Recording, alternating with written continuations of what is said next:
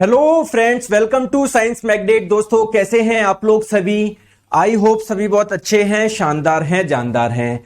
जैसा कि आप लोगों को पता है, डेली आप लोगों की क्लास चलती है जनरल साइंस की, ठीक है। तो आज हम लोग साउंड का पार्ट नंबर 4 शुरू करने जा रहे हैं। वैसे तो दोस्तों ये कल भी हो जाता, लेकिन दोस्तों थोड़ा सा समय अपने पास में कम रह गया था, इसलिए हम लोग इसको आज कंटिन्यू करते हैं। चलिए स्टार्ट करते हैं। हम लोग जो बात कर चुके थे, हम लोग पूरा साउंड के बारे में ऑलमोस्ट सारा पढ़ चुके थे। लास्ट में दोस्तों एक चीज अपनी बची थी, डॉपलर इफेक्ट यानी डॉपलर प्रभाव। अभी डॉपलर प्रभाव क्या है, हम लोग सारी चीजें समझते हैं। दोस्तों देखो, सिंपल सी चीज है, डॉपलर इफेक्ट है क्या। जैसे मान लेते हैं दोस्तों, एक बार आवाज वगैरह क्लियर आ रही है? एक बार यस करके बता दीजिए। देखो, जैसे मान लेते हैं यहां पर क्या है, कोई एक ट्रक है। ट्रक वाले क्या बजा रहे हैं? हॉर्न बजा रहे हैं। ऑब्वियसली साउंड प्रोड्यूस होगा। दोस्तों साउंड किस रूप में आगे चलता है? वेव यानी तरंग के रूप में चलता है। और दोस्तों हर तरंग की कोई ना कोई फ्रीक्वेंसी होती है, आवृत्ति होती है। तो इस फ्रीक्वेंसी को हम लोग मान लेते हैं। दोस्तों ये कौन से फ्रीक्वेंसी का साउंड था? 50 हर्ट्ज है ना, मान लेते हैं 50 हर्ट्ज फ्रीक्वेंसी का ये साउंड था। कोई दिक्कत? अब दोस्तों आप लोग मान लेते हैं यहां पर खड़े थे, आपको कितने फ्रीक्वेंसी का साउंड सुनाई देगा? ऑब्वियसली सर 50 हर्ट्ज का ही सुनाई देगा।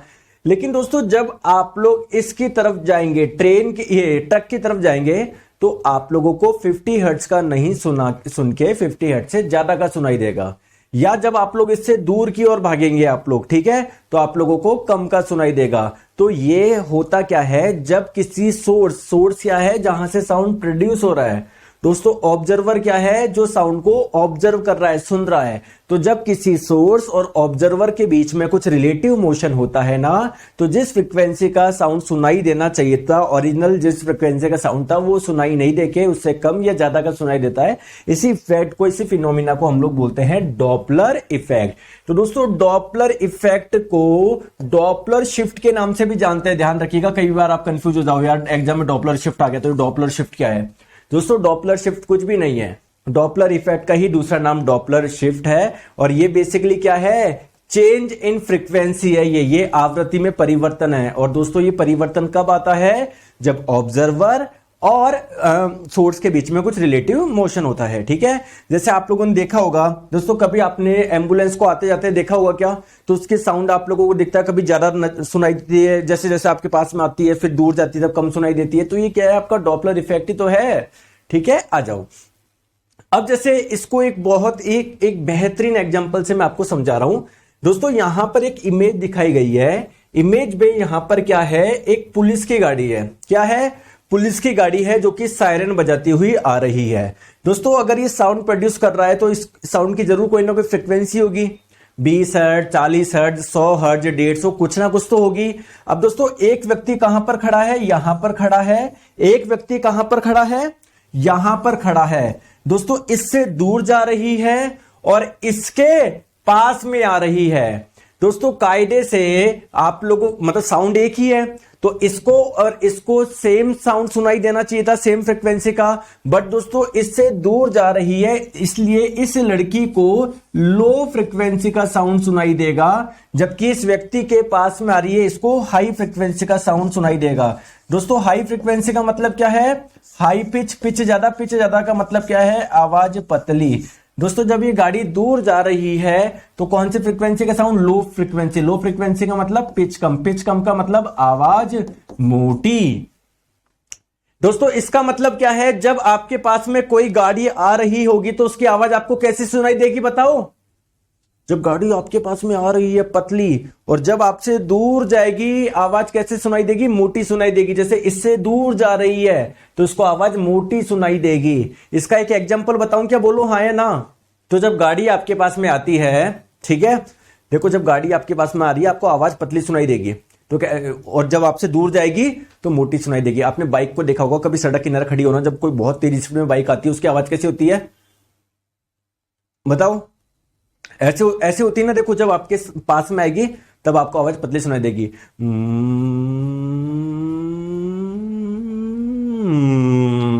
जब जाएगी, जब मोटी हो जाएगी, ठीक है क्या? कैसे?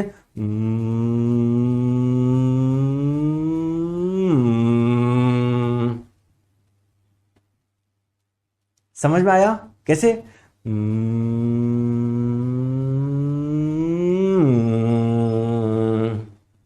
ठीक है दोस्तों, समझ में आ गई बात को? कहीं कोई दिक्कत है क्या? आप जैसे देख लीजिए, एक बार फिर से समझ लीजिए, ये सोर्स है, ये साउंड प्रोड्यूस कर रहा था।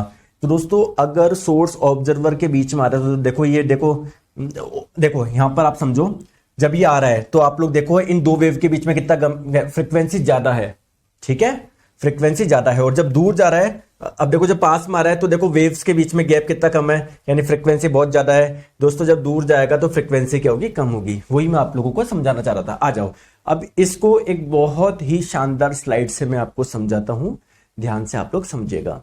दोस्तों मान लेते हैं यहां पर कोई बैल है, कोई घंटी है जो कि क्या कर रही है? मूव कर रही है, गति कर रही है, मूविंग बैल है, ठीक है। मूविंग बैल का मतलब क्या है बताओ? जो मूव कर रही है, इधर जा रही है या इधर जा रही है। तो दोस्तों जब बैल मूव करती है तो जरूर उसके पास में कोई ना कोई वेग होता है, किसी ना किसी वेग से मूव करती है। तो इसका जो वेग है उसको हम लोग मान लेते हैं क्या? यू मान लेते हैं। समझ में आ गई बात को? कहीं कोई दिक्कत? ठीक है। अब दोस्तों एक व्यक्ति मान लेते हैं यहां पर खड़ा है, इस व्यक्ति का नाम हम लोग दे देते हैं क्या? कुछ भी बोल लो, क्या बोलोगे? गोलू बोल देते हैं, गोलू। इस व्यक्ति का नाम हम लोग दे देते हैं गोलू, और इस व्यक्ति का नाम हम लोग दे देते हैं मोलू। अब दोस्तों आप लोग मुझे बताएंगे कि मैं अगर आप लोगों से बोलूं ये बैल किसकी तरफ आ रही है? मोलू की तरफ आ रही है। किससे दूर जा रही है? गोलू से दूर जा रही है। बहुत बढ़िया। अब दोस्तों एक चीज आप लोग मुझे बताए कि इस साउंड की जो फ्रीक्वेंसी है उसको हम लोग क्या मान लेते हैं? एफ मान लेते हैं, जो इससे साउंड प्रोड्यूस हो रहा है। अब इसको जो एहसास होगा, इसको जो आभास होगा, वो एक्चुअल फ्रीक्वेंसी का नहीं होके क्या होगा बताओ? इससे दूर जा रहा है ना, लो फ्रीक्वेंसी का होगा। जबकि इस व्यक्ति के पास में आ रही है ये, तो हाई फ्रीक्वेंसी का होगा। समझ में आई क्या बात को? अब आप लोग मुझे एक चीज बताओ, तो अगर इस व्यक्ति के पास में आ रहा है तो इसकी फ्रीक्वेंसी, जो इसको अपरेंट जो फ्रीक्वेंसी होगी, जो इसको आवाज होगा, वो क्या होगा? एक्चुअल फ्रीक्वेंसी से ज्यादा का आप लोगों की फ्रीक्वेंसी का साउंड इसको सुनाई देगा, ठीक है। जबकि दोस्तों अगर हम लोग बात करें गोलू से दूर जा रहा है, तो इसको जो एहसास होगा, है ना, इसको जिस फ्रीक्वेंसी का एहसास होगा, जो सुनाई देगा, उसका मान क्या होगा दोस्तों? कम होगा एक्चुअल फ्रीक्वेंसी से। समझ में आ गई क्या बात को? ठीक है, ठीक है।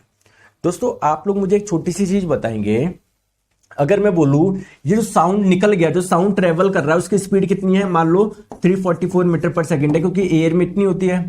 दोस्तों आप लोग मुझे बताओ, क्या साउंड की स्पीड बढ़ेगी क्या? दोस्तों साउंड की स्पीड कैसे बढ़ती है? जब मीडियम में कुछ चेंज आता है, जब टेम्परेचर में कुछ चेंज आता है, जब ह्यूमिडिटी में चेंज आता है। एयर भी वही है, माध्यम भी वही है, टेम्परेचर भी वही है, ह्यूमिडिटी भी वही है। कुल मिला के स्पीड में कोई परिवर्तन नहीं आएगा, स्पीड वो की वही रहेगी। तो सर मैं ये क्या बोलना चाह रहा हूं, देखो स्पीड क्या होता है आप लोगों का? फ्रीक्वेंसी इंटू वेवलेंथ, यानी आवृत्ति गुना तरंग दैर्ध्य। दोस्तों ये वाला मान क्या रहेगा? कांस्टेंट रहेगा। तो ये जो व्यक्ति है इधर, उसको अगर ज्यादा फ्रीक्वेंसी का साउंड सुनाई दे रहा है, तो दोस्तों वेवलेंथ का मान क्या होगा? कम होगा ना। अरे दोस्तों आप मुझे बताओ, 6 गुना 2 क्या होता है? 12 होता है। अगर मैं बोलूं 6 को बढ़ा के आप लोग क्या कर दो, क्या कर दो? 12 कर दो। तो 2 को क्या करना पड़ेगा जिससे इधर 12 है? 1 करना पड़ेगा ना। तो अगर एक मान बढ़ रहा है तो दूसरे मान को कम होना पड़ेगा, क्योंकि स्पीड कांस्टेंट है। तो दोस्तों इस मोलू को हाई फ्रीक्वेंसी का साउंड सुनाई दे रहा है, बहुत बढ़िया। लेकिन जो अगर बात करी जाए, इसके पास में कौन सी वेवलेंथ का साउंड आएगा? शॉर्ट वेवलेंथ, छोटी तरंग दैर्ध्य, ठीक है। जबकि दोस्तों इस व्यक्ति से दूर जा रहा है, ठीक है, इसकी फ्रीक्वेंसी कम है, लो फ्रीक्वेंसी है, लेकिन वेवलेंथ क्या है? हाई है। देखो दो वेव के बीच का जो गैप है उसको आप लोग क्या बोलते हो? वेवलेंथ बोलते हो ना। तो बस इसको ऐसे समझो, ठीक है। चलिए दोस्तों नेक्स्ट हम लोग बात करते हैं, छोटा सा मैं आपको ह्यूमन ईयर के बारे में भी आपको समझा देता हूं। जैसे आप लोगों को पता है जो साउंड होता है हम लोग कैसे सुन पाते हैं? सर हमारे कान में आता है। हम लोगों को लगता है दोस्तों ये ही कान है, नहीं, एक्चुअली में कान के 3 पार्ट होते हैं। ये जो आप लोग देख पा रहे हो ना, ये आउटर पार्ट है। जो आप लोग देख पा रहे हो ना, ये क्या है? आउटर पार्ट है, बाहरी भाग है। कैसा पार्ट है दोस्तों? आउटर पार्ट है। एक्चुअली में इसके मिड में एक पार्ट होता है, फिर अंदर एक पार्ट होता है। अब दोस्तों होता क्या है, प्लीज मेरी बात को आप लोग ध्यान से समझिए। जैसे मान लेते हैं यहां से ये आपके पास में कोई डिवाइस है, इससे क्या हुआ? साउंड प्रोड्यूस हुआ, साउंड प्रोड्यूस हुआ, और साउंड प्रोड्यूस होके कहां पर गया? कान के अंदर गया।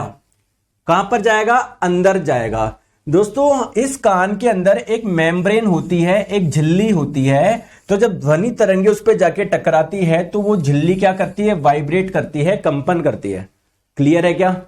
समझ में आ गया क्या दोस्तों? ये जो वाइब्रेशन मिला, जो कंपन मिला ना, वो यहां पर एक हड्डी होती है, कान में हड्डी होती है, उसके द्वारा क्या कर दी जाती है, एम्पलीफाइड करी जाती है। एम्पलीफाइड का मतलब उसके एम्पलीट्यूड में कुछ चेंज करा जाता है, उसके आयाम में कुछ चेंज करा जाता है, और फिर लास्ट में जाके ये इधर जाता है। और दोस्तों फिर यहां से सिग्नल जो होते हैं वो आपके ब्रेन में जाते हैं। इस प्रकार से आप लोग सुन पाते हो, है ना? ठीक है, तो ये जैसे एक मैंने थोड़ा सा बेसिक बताया कि अंदर होता क्या है। ठीक है, आ जाओ अब बात करते हैं दोस्तों मैक नंबर, यानी मैक संख्या क्या होती है। हमारा जो प्यारा सा पहला चैप्टर था साउंड यानी ध्वनि, दोस्तों समझ में आया नहीं आया जल्दी से कमेंट करके बताओ। उसका आखिरी टॉपिक, फिर उसके बाद में मैं आपको प्रीवियस ईयर के क्वेश्चंस करवाऊंगा। बताइए दोस्तों मैक नंबर क्या होता है, जल्दी से मुझे बताओ। मैक नंबर, जैसे मैं अगर आप लोगों से बात करूं आपकी स्पीड कितनी है, आप लोग बोलोगे सर मैं 10 मीटर पर सेकंड की रफ्तार से चल रहा हूं, या दोस्तों आपकी बहुत ही खतरनाक स्पीड है, सर मैं तो 500 मीटर पर सेकंड की रफ्तार से चल रहा हूं, 1 सेकंड में आधा किलोमीटर तय कर रहा हूं, इतनी खतरनाक स्पीड है मेरी। तो दोस्तों अगर हम लोग बात करें साउंड की स्पीड की, एयर में कितनी होती है, लगभग कितनी होती है, 344 के आसपास होती है, लगभग होती ही नहीं होती। तो दोस्तों अगर किसी ऑब्जेक्ट की, मतलब मैक नंबर क्या है, कुछ भी नहीं है, किसी ऑब्जेक्ट की स्पीड और साउंड की स्पीड का रेशो है। जैसे अगर मैं आप लोगों को बोलूं कि आपकी स्पीड कितनी है, आपकी स्पीड भी 344 मीटर पर सेकंड है, तो बताओ आपके लिए मैक नंबर का मान क्या होगा। जैसे मान लीजिए यहां पर कोई बच्चा है, बच्चा मान लेते हैं अनुराग जी, ठीक है, क्लियर है क्या? तो अनुराग जी आप लोग मुझे बताओ, जैसे अनुराग जी है, अनुराग जी एक तो 2-4 नाम ले लेते हैं, अनुराग जी का नाम लिख लेते हैं, और बताओ सुशांत जी का नाम लिख लेते हैं, सुशांत जी का, और समीर जी का नाम लिख लेते हैं यहां पर, है ना? अब देखिए मान लेते हैं तीनों ही क्या चला रहे हैं, बाइक चला रहा है, कोई मान लेते हैं कोई बाइक चला रहा है, कोई क्या चला रहा है। अनुराग जी की स्पीड जो है ना, मान लेते हैं वो कितनी है, 30 मीटर पर सेकंड की रफ्तार से ही अपनी बाइक चला रहे हैं। दोस्तों जो सुशांत जी है वो 140 मीटर पर सेकंड की रफ्तार से, है ना, नहीं चलो 344 मीटर पर सेकंड की रफ्तार से अपनी गाड़ी चला रहे हैं। और समीर जी है ना, ये चला रहे हैं मान लो 500 मीटर पर सेकंड की रफ्तार से ही अपनी गाड़ी चला रहे हैं। दोस्तों मैं आपको बोलना चाह रहा हूं कि अनुराग जी के लिए मैक नंबर का मान क्या होगा। मैक नंबर क्या होता है, इनकी स्पीड, क्योंकि आप अनुराग जी का मैक नंबर निकाल रहे हो ना, तो इस ऑब्जेक्ट की, इस वस्तु की, इस व्यक्ति की स्पीड कितनी है, 300 है, जबकि साउंड की कितनी होती है, 344 होती है। तो मैक नंबर का मान क्या आएगा, 1 से कम आएगा। यहां पर क्या आएगा, इस जगह मैक नंबर का मान 1 के बराबर आएगा। दोस्तों यहां पर क्या आएगा, मैक नंबर का मान 1 से ज्यादा आएगा। तो दोस्तों मैक नंबर के सभी मान पॉसिबल है। तो अगर मैक नंबर का मान 1 आता है ना, तो इस स्पीड को हम लोग बोलते हैं ट्रांसोनिक स्पीड। तो मैं बोल सकता हूं सुशांत जी है जो ट्रांसोनिक स्पीड से क्या कर रहे हैं, गति कर रहे हैं। दोस्तों अगर मैक नंबर का मान 1 से कम आता है तो इसको आप लोग बोलेंगे सबसोनिक। तो मैं बोल सकता हूं कि जो अनुराग जी है वो सबसोनिक स्पीड से क्या कर रहे हैं, गति कर रहे हैं। दोस्तों अगर मैक नंबर का मान 1 से ज्यादा है ना, जैसे यहां पर समीर जी का ज्यादा है, तो आप लोग बोलोगे समीर जी जो है वो सुपरसोनिक स्पीड से गति कर रहा है, सुपरसोनिक। और दोस्तों अगर किसी का मैक नंबर 5 से भी ज्यादा आ जाए, तो यानी वो साउंड की स्पीड के 5 गुना से भी ज्यादा चल रहा है, तो इसको आप लोग क्या बोलोगे, हाइपरसोनिक बोलोगे। दोस्तों बहुत सारे आप लोगों के जेट प्लेन ऐसे होते हैं, ठीक है, जो क्या करते हैं, बहुत तेज स्पीड से आप लोगों की गति करते हैं, हाइपरसोनिक स्पीड से।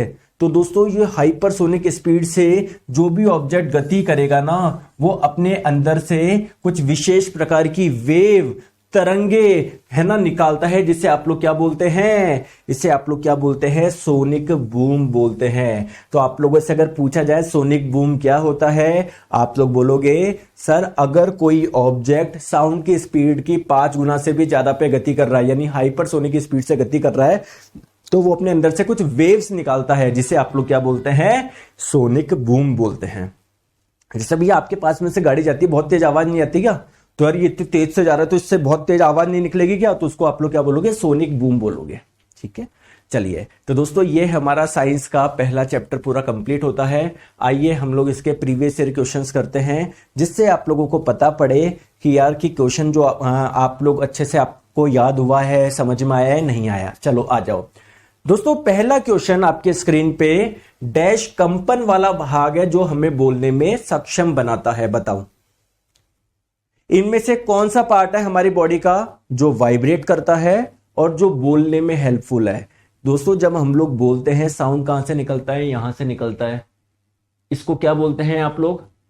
सर आपने बताया था हमारे गले में एक पार्ट होता है जिसे आप लोग बोलते हैं लैरिंग्स। ठीक है, क्या बोलते हैं? लैरिंग्स बोलते हैं। दोस्तों जब आप लोग बोलते हैं ना तो इस लैरिंग्स क्या करता है, ये वाइब्रेट करता है, इसके वजह से यहां से साउंड प्रोड्यूस होता है और इसीलिए हम लोग इस लैरिंग्स को वॉइस बॉक्स भी बोलते हैं। लेकिन सर ऑप्शन में लैरिंग्स तो है ही नहीं, अब क्या करें, आइए मैं आपको समझाता हूं। देखिए दोस्तों पहले आप लोग देखो, ये आप जब बोलते हो ना, ये रहा आपका लैरिंग्स। एक्चुअली में दोस्तों ये जो लैरिंग्स होता है ना, पूरा का पूरा आपका लैरिंग्स है। इस लैरिंग्स के अंदर एक मेम्ब्रेन होती है, झिल्ली होती है, बेसिकली वो वाइब्रेट करती है। हम बोलते हैं लैरिंग्स वाइब्रेट कर रहा है, उसके अंदर एक्चुअली कुछ झिल्ली होती है, झिल्ली वो वाइब्रेट करती है। और दोस्तों झिल्ली का नाम क्या है? वोकल कोर्ड्स है, वाग तंतु है, ध्वनि रज्जु है, कुछ भी आप लोग बोल सकते हैं। तो करेक्ट आंसर आप लोगों का ऑप्शन नंबर ए हो जाएगा। चलिए बहुत बढ़िया।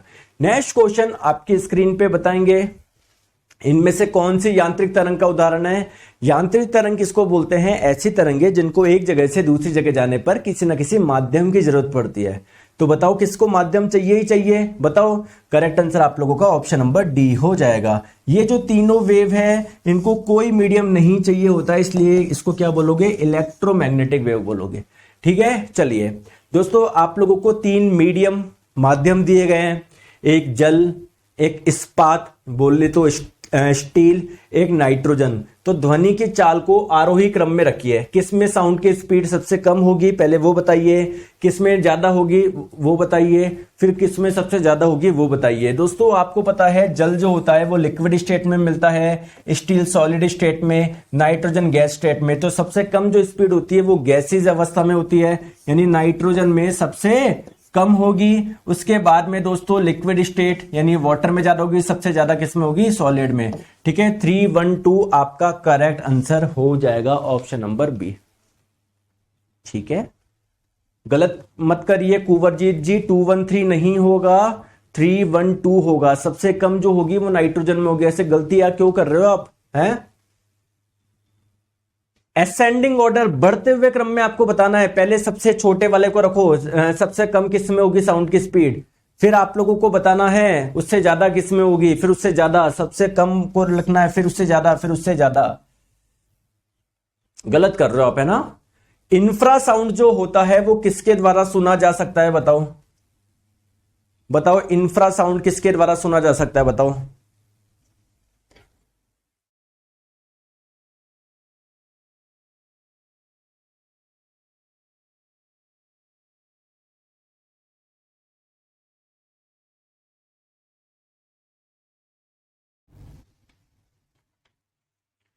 देखिए तो इंफ्रासाउंड क्या होता है? जिसकी फ्रीक्वेंसी 20 हर्ट्ज से कम होती है।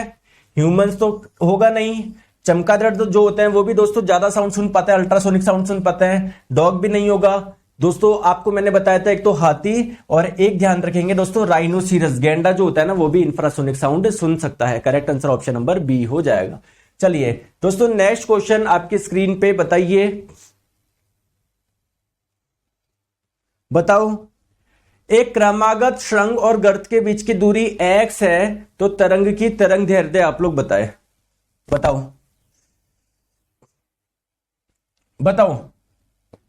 देखो मेरी बात को आप लोग ध्यान से समझो, मेरी बात को ध्यान से आप लोग समझिए। ठीक है, आ जाओ।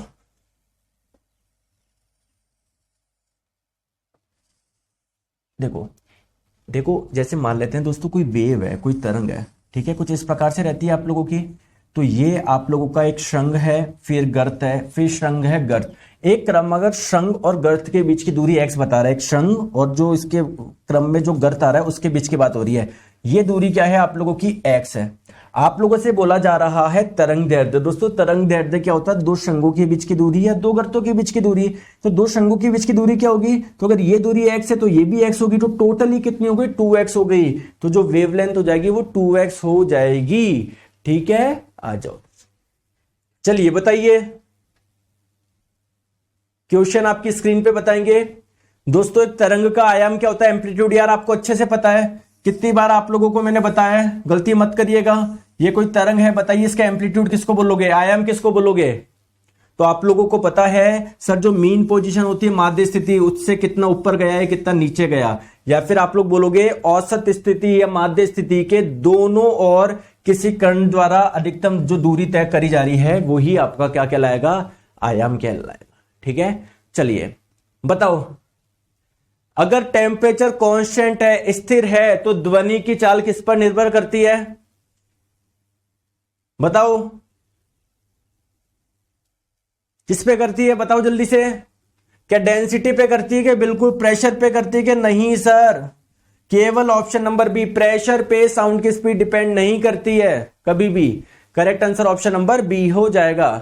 चलिए आप लोगों को मिलाना है, एक तरफ एक कॉलम, दूसरा तरफ दूसरा कॉलम, बताओ। देखिए दोस्तों, हाई पिच का मतलब क्या है? हाई पिच, तो जिस साउंड की पिच ज्यादा होगी उसकी फ्रीक्वेंसी भी ज्यादा होगी, तो हाई पिच का मतलब हाई फ्रीक्वेंसी। ठीक है, समझ में आ गया। और लो पिच का मतलब क्या होगा? लो फ्रीक्वेंसी होगी। इसका मतलब सर ए तो आर से कनेक्ट होगा, सर बी आप लोगों का एस से कनेक्ट होगा। अब बात करते हैं स्मॉल एम्पलीट्यूड यानी छोटे आयाम की। दोस्तों मैंने आपको क्या बताया था, इंटेंसिटी किस साउंड की ज्यादा होगी? जिसका एम्पलीट्यूड ज्यादा होगा।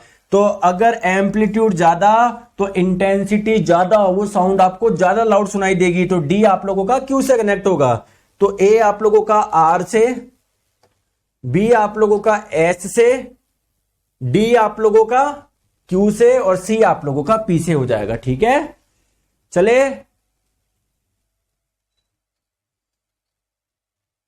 ठीक है, बताइए इसका आंसर।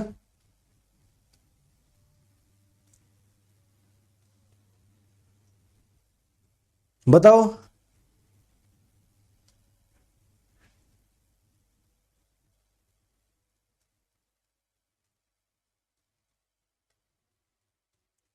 क्वेश्चन में आप लोगों को बोला जा रहा है कि 100 मीटर पर सेकंड की गति से यात्रा करने वाली एक तरंग की आवृत्ति फ्रीक्वेंसी आपको दी गई है, इसका आवर्तकाल बताओ। तो यार दोस्तों आप लोगों को पता है टाइम पीरियड जो होता है, आवर्तकाल होता है, वो क्या होता है? 1 फ्रीक्वेंसी होता है। सिंपल सी बात है। ठीक है, तो आप लोगों को ये तो इसका तो यूज ही नहीं है फालतू में कंफ्यूज करने के दिया हुआ है। फ्रीक्वेंसी कितनी गई है? 20 हर्ट्ज। तो देखो अगर फ्रीक्वेंसी का मान आप लोग हर्ट्ज में रखोगे तो टाइम का मान किस में आता है? सेकंड में आता है। तो 1/20 कितना हो जाएगा? 0.05 सेकंड। Option number B. ठीक है, सिंपल सा क्वेश्चन है। चलो आ जाओ नेक्स्ट क्वेश्चन, आपकी स्क्रीन में आंसर आप लोग बताओ।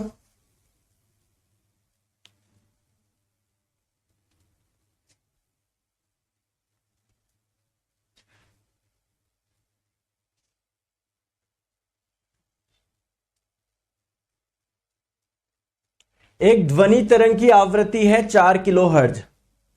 ठीक है, कोई भैया साउंड वेव है, इसकी फ्रीक्वेंसी आपको दे रखी है 4 किलोहर्ट्ज। तो फ्रीक्वेंसी मैंने लिख दिया, 4 किलोहर्ट्ज बोल दो या 4000 हर्ट्ज बोल दो, बात बराबर है। दोस्तों इसकी वेवलेंथ आपको दी गई है 40 सेंटीमीटर। अगर मैं इसको मीटर में कन्वर्ट करूंगा तो क्या हो जाएगा आप लोगों का?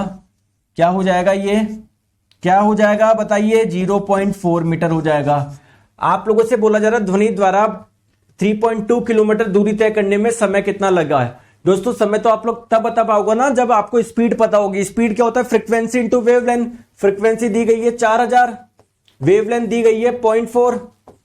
ठीक है, तो ये कितना हो जाएगा आप लोगों का? 400 इंटू 4 1600। देखो फ्रीक्वेंसी का ऐसा ही मात्रक होता है हर्ट्ज, लंबाई का ऐसा ही मात्रक होता है मीटर। अपन ने सारे ऐसा ही मात्रक रखे ना, तो आपका आंसर किस में आएगा? ऐसा ही मात्रक में आएगा। और इसका जो ऐसा ही मात्रक होता है स्पीड का, वो होता है मीटर पर सेकंड। ठीक है, इसका मतलब 1600 मीटर पर सेकंड का मतलब क्या है? एक सेकंड में 1600 मीटर चलेगा, 2 सेकंड में 3200 चलेगा, 3 सेकंड में 4800 चलेगा। समझ में आ गई बात को? तो 2 सेकंड में 3200 मीटर चलेगा, ये 3.2 किलोमीटर चलेगा। ठीक है, ऑप्शन नंबर सी इसका सही आंसर हो जाएगा। ठीक है, चलिए तो दोस्तों ये आप लोगों का साउंड पहला चैप्टर कंप्लीट हुआ। दोस्तों अगला जो चैप्टर होगा वो होगा हमारा मोशन यानी गति। एक चीज और ध्यान रखें दोस्तों, आप लोगों के लिए टेस्ट सीरीज अपलोड करवाई जा रही है। रोज आप लोग जैसे जैसे एक चैप्टर खत्म होता जाए उसका टेस्ट आप लोग देते जाए। ठीक है दोस्तों, thank you so much, take care, bye bye.